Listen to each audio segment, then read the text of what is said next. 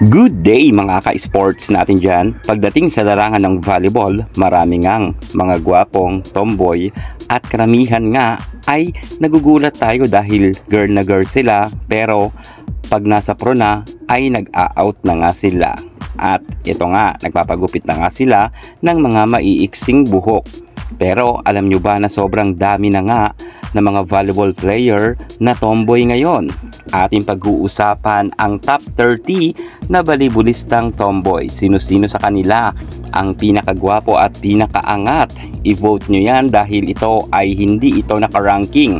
At pipili nga tayo ng top 10 ultimate heartthrob pagdating sa mga tomboy ng VVL. Inuulit ko hindi ito nakaranking, kaya mag-comment kayo kung para sa inyo sino ang top 1, top 2 hanggang top 10 lamang ang ating pipiliin. Kung sino yung pinakamaraming comment at vote, yun ang isusunod natin ipapakita sa inyo. Iba-vlog natin ang ultimate top 10 na mga gwapong tomboy sa VVL. Pero ngayon 30 muna ang ipapakita ko sa inyo at pumili na kayo at suportahan na ninyo ang mga tomboy na inyong hinahangaan. Kung sa tingin nyo ay gwapo si Boss D, si Tots Carlos or si Pangs Panaga, i-comment nyo na yun sa baba. Pero bago ang lahat, kung bago ka muna sa aking channel, subscribe na, click ang ating notification bell para lagi kang updated sa lahat ng issue sa volleyball. Susunod na.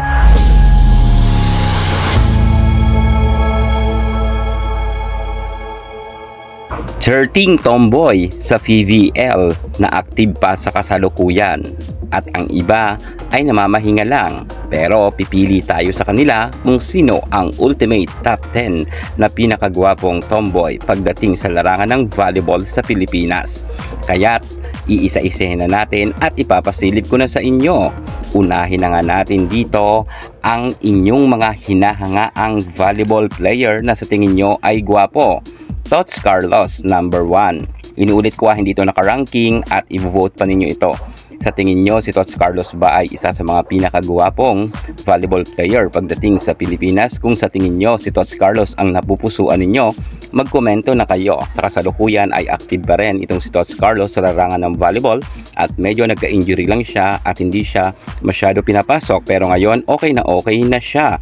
Number 2, Pangs Panaga, ang middle blocker ng CCS pa rin. Kung si Pangs Panaga naman ay sa tingin nyo ay pogi, comment na kayo dyan sa baba para ma-count na natin yan kung talagang makakasama siya sa top 10 na pinakagwapong heartthrob pagdating sa LGBT community.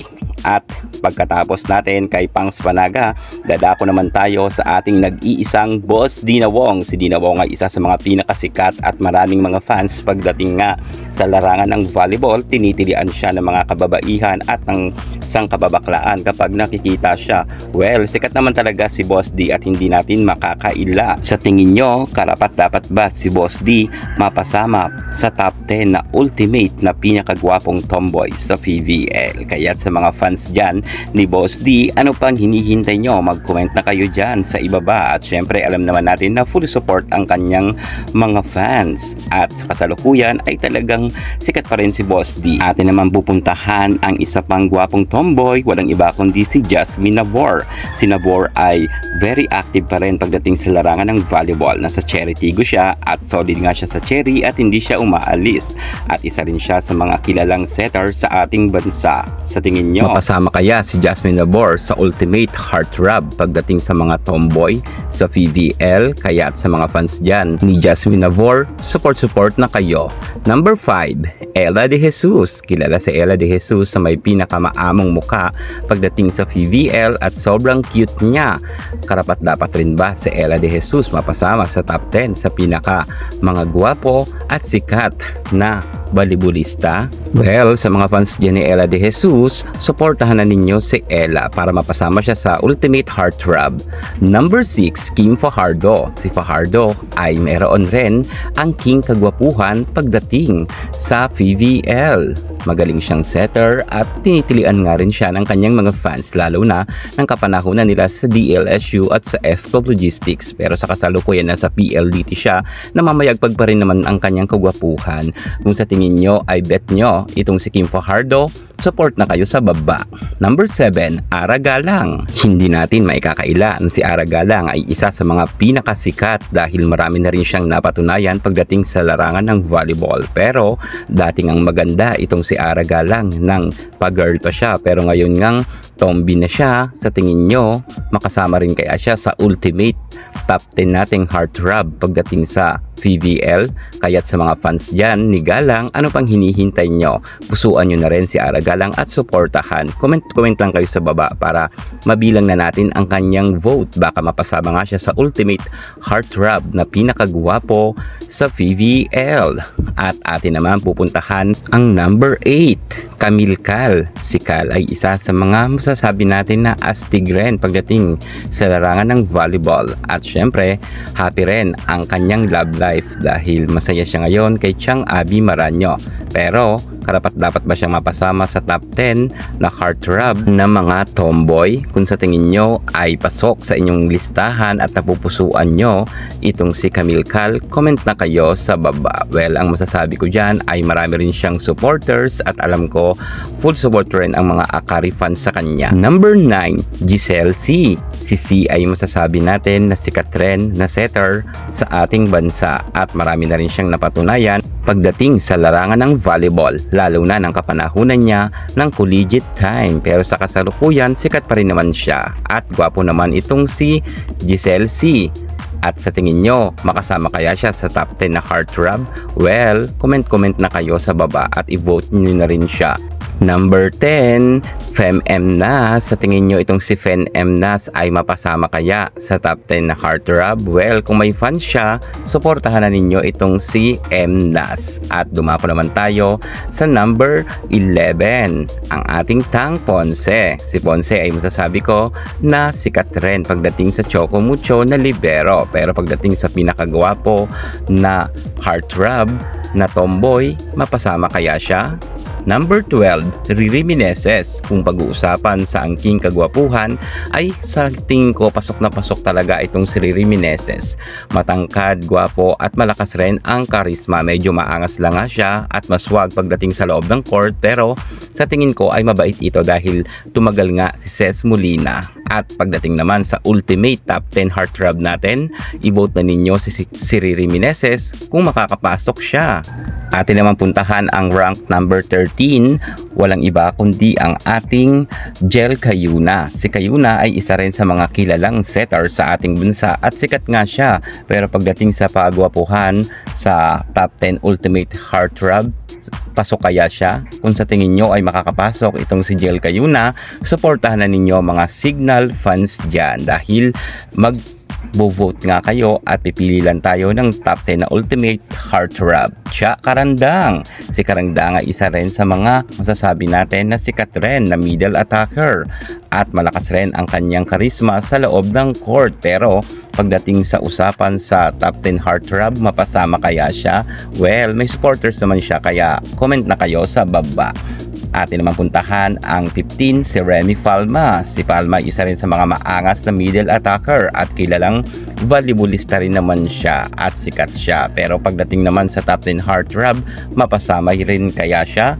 Number 16, Buding Duremdes. Si Duremdes ay isa rin sa mga kilala natin na libero at magaling ito sa floor defense. Pero pagdating naman sa angking kagwapuhan ay masasabi ko cute siya.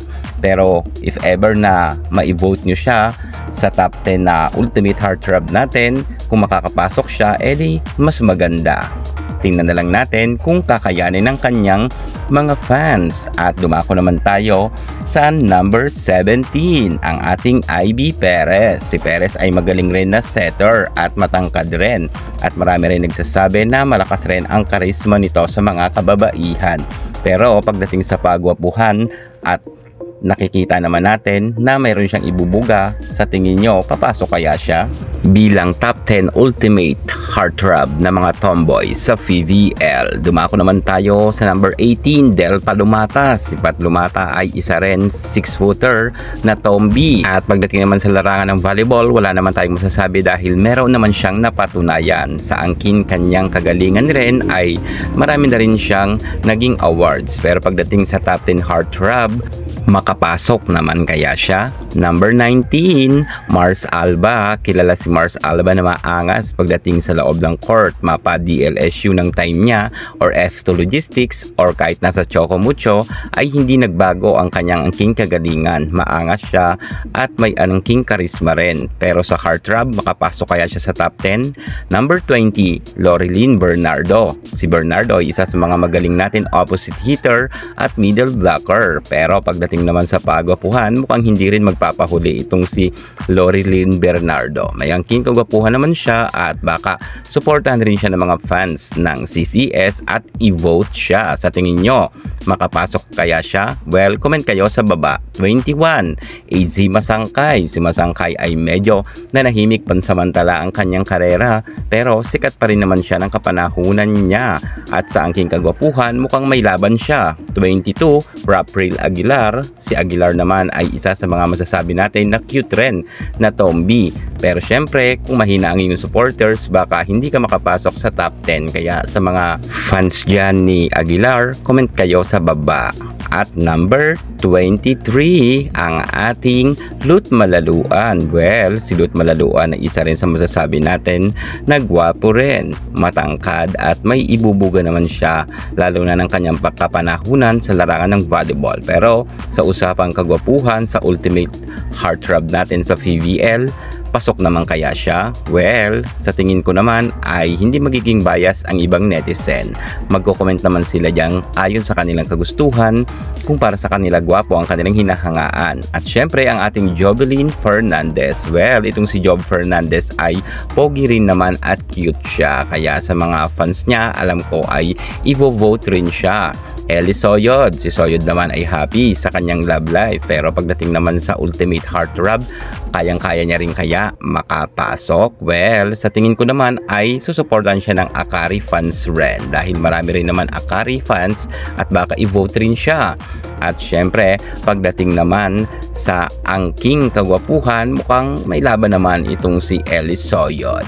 At sa tingin ko ay hindi rin magpapahuli ang ating middle attacker na si Micah Ortiz. Kilala naman natin na si Micah Ortiz ay isa sa mga pinakamabait na tombi dahil nga na naghiwalay sila ni Jaja Santiago ay naging okay ang kanilang paghihiwalay. Mukhang maalaga rin itong si Ortiz kung kaya nagtatagal rin sa kanya ang mga girls dahil sa kanyang angking kabaitan. Pero pagdating sa pagwapuhan, may laban kaya siya? Well, i-comment nyo na yun sa baba at supportahan nyo ng mga Choco Mucho fans ang ating nag-iisang Micah Ortiz. At dumako naman tayo sa isa pa sa mga pinaka-gwapo raw pagdating sa larangan ng volleyball. Walang iba kundi ang ating Tiamson. Nag-out na rin siya at maganda siya at pogi. At syempre nag-out na nga rin itong si Janet Villarreal. Sa tingin nyo, karapat dapat rin siya sa heartthrob? Comment kayo sa baba. At isa pa si Audrey Paran na kung saan ay dating pa-girl, ngayon ay pa-tombi na. So yan na nga mga ka-sports natin dyan. Ang ating top 29 at ang ating pang top 30, walang iba kundi ang nag-iisa natin, napaka maganda at gwapo na si BDL. Well, sa totoo lang hindi ko sana isasama si Bea De Leon sa ating top 30 na heartthrob. Pero syempre marami kasi nagsasabi na mukhang nag-out na rin ito dahil karelasyon niya raw di umano sabis ng mga netizen na kay Caitlyn Biray. Ewan ko lang kung totoo yan. Pero sa tingin nyo, karapat dapat rin ba mapasama si BDL sa heartthrob na? Comment na kayo sa baba dyan ha, sa mga supporters dyan ni BDL. So yan na nga mga ka-sports natin dyan na ipasilip ko na nga sa inyo ang 13 mga gwapong volleyball player natin sa PVL. Sa tingin nyo, sino kaya ang hihiranging ultimate heartthrob na pasok nga sa top 10 natin na pipiliin ng mga netizen? Kaya't sa mga iniidolo ninyong mga tombi na balibulista, ano pang hinihintay nyo? Comment na kayo sa baba. Suportahan na ninyo ang inyong hinahangaan at ibibilangin na nga natin yan at ika-count natin total yan kung sino ba talaga ang hihirangin nating pasok sa top 10 na heartthrob na mga tomboy. Kaya't nakasalalay sa inyong suporta kung sino ba ang mapipili ninyong top 10 na heartthrob. Ultimate heartthrob yan ha. 30 sila, 10 lang ang pasok sa ating susunod na vlog. Kaya ano pang hinihintay nyo? Comment na at support sa inyong mga idol. Yan muna pinaka-latest natin sa mundo ng volleyball. Thank you so much. God bless.